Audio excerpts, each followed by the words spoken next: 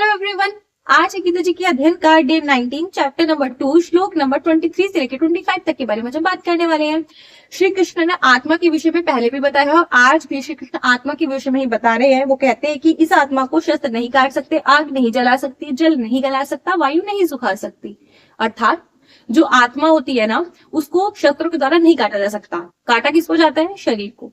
इसको जलाया भी नहीं जा सकता। जलाया किसे जाता है? शरीर को। इसे गलाया भी नहीं जा सकता। तो गलता क्या है? शरीर गलता है। इसे वायु के द्वारा सुखाया भी नहीं जा सकता। जब कोई इंसान मर जाता है, उसकी बॉडी को ऐसे ही छोड़ दिया जाए 1-2 दिन के लिए, तो वो सड़ने लगती है। क्यों? क्योंकि हवा में जो बैक्टीरिया वगैरह होते हैं उसको सड़ाने लगते हैं। ठीक, तो सड़ता कौन है? बॉडी, शरीर। आत्मा कुछ होता है? नहीं होता। क्यों नहीं होता? क्यों? इसका आंसर भी श्री कृष्ण दे रहे हैं अगले श्लोक में। श्री कृष्ण कहते हैं क्योंकि यह आत्मा अछेद्य है, मतलब इसमें किसी भी तरह से कोई छेद नहीं किया जा सकता। छेद किसमें किया जाता है? शरीर में किया जा सकता है। यह आत्मा अदाह्य है। दाह संस्कार किसका होता है? शरीर का होता है। आत्मा का होता है? नहीं होता है।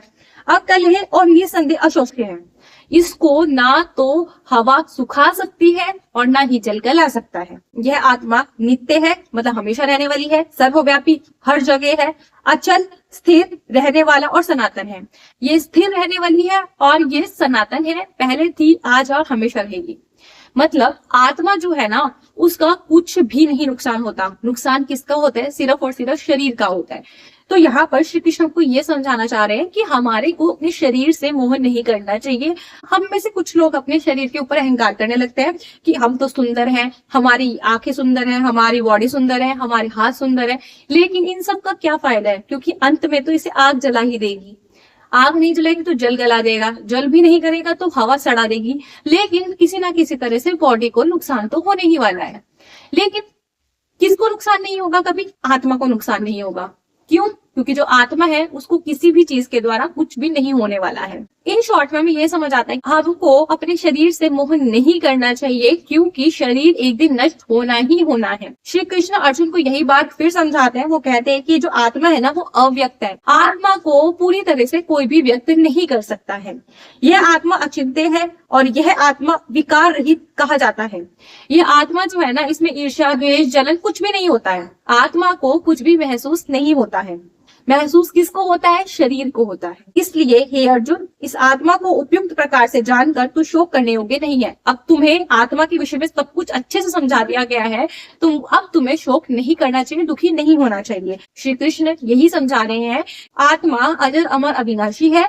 इसको ईर्ष्या, द्वेष, जलन कुछ भी महसूस नहीं होता है। आत्मा को कोई भी नुकसान नहीं पहुंचा सकता है। आत्मा तो पहले भी थी, आज भी और हमेशा रहने वाली है। तो तुम्हारे को इस चीज के ऊपर मोह नहीं करना चाहिए। तुम्हें शरीर से मोह नहीं करना चाहिए। शरीर किनके?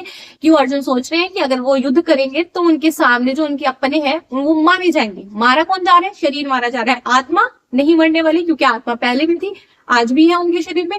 और जब उनकी मृत्यु हो जाएगी तो वही आत्मा किसी और शरीर में चली जाएगी, लेकिन आत्मा आगे भी रहने वाली है। इसलिए श्री कृष्ण अर्जुन कहते हैं कि तुम्हें शोक नहीं करना चाहिए, तुम्हें दुखी नहीं होना चाहिए, तुम्हें अब युद्ध करना चाहिए। आई होप आज का श्लोक आपको अच्छे से समझ आ गया होगा। मिलते हैं नेक्स्ट श्लोक के साथ। तब तक के लिए राधे राधे।